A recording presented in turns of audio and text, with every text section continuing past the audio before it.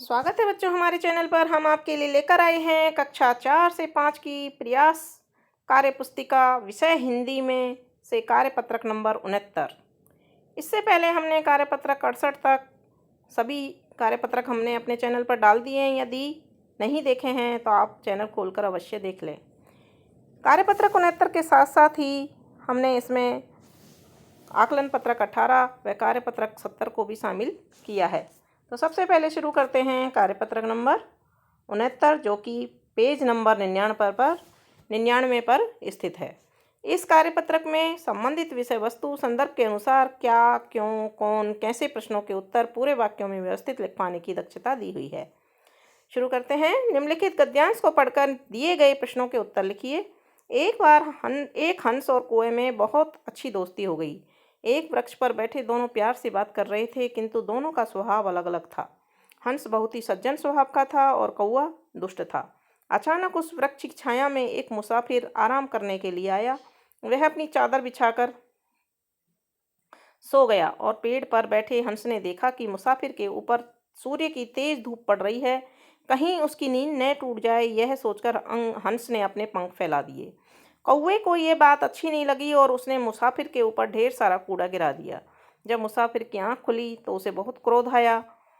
तो इस तरह से ये गद्यांश था और इसमें से प्रश्न नंबर 1 है, गद्यांश में किन दो पक्षियों के बारे में चर्चा की गई है या बात की गई है। तो यहाँ हंस और कौवे की बात हुई है, तो यहाँ लिख देंगे हंस और कौवा। प्रश्न नंबर 2, हंस ने मुसाफिर को किससे बचाया। हंस ने मुसाफिर को सूर्य की धूप से बचाया। प्रश्न नंबर 3 है, आप हंस व कौवे में से किससे दोस्ती करना चाहोगे और क्यों। हम हंस से दोस्ती करना चाहेंगे क्योंकि हंस का स्वभाव अच्छा है। प्रश्न नंबर 4, निम्नलिखित शब्दों के अर्थ लिखिए। मुसाफिर, राहगीर, क्रोध, गुस्सा।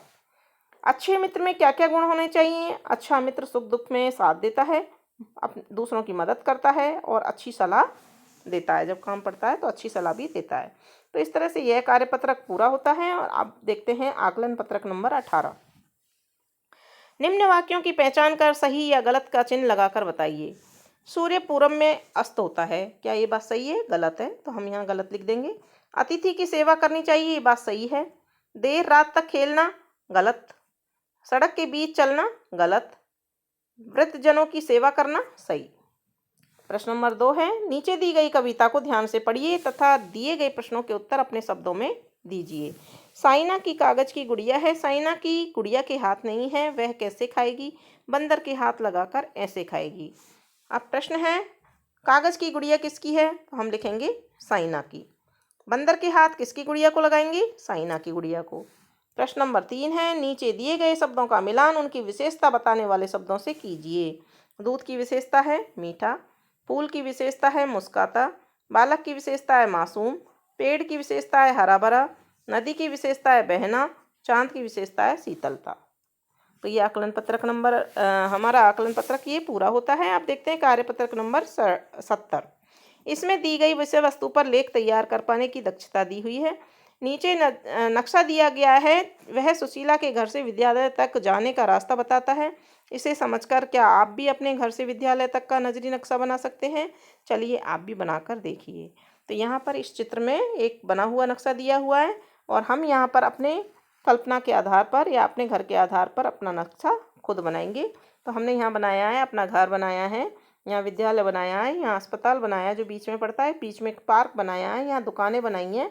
इस तरह से हमने ये यहाँ से रोड विद्यालय के लिए आ रहा है, इसको हमने बना दिया है। अपने घर से विद्यालय तक का नजरी नक्शा बनाने में क्या क्या विचार आपके दिमाग में आए, लिखिए। तो बच्चों आप अपने विचार अपने आप लिख सकते हैं। जैसे हमने लिखा है, जब हम विद्यालय जाते हैं तो रास्ते में दुकानें हैं, विद्यालय के पास एक अस्पताल है, बीच में एक पार्क है, विद्यालय में पेड़ पौधे लगे हुए हैं। तो इस तरह से आप भी अपनी बात लिख सकते हो। तो इस तरह से ये कार्यपत्रक नंबर 70 भी पूरा होता है। वीडियो को पूरा देखने के लिए धन्यवाद। जुड़े रहिए हमारे चैनल से आगे के कार्यपत्रक देखने के लिए। धन्यवाद।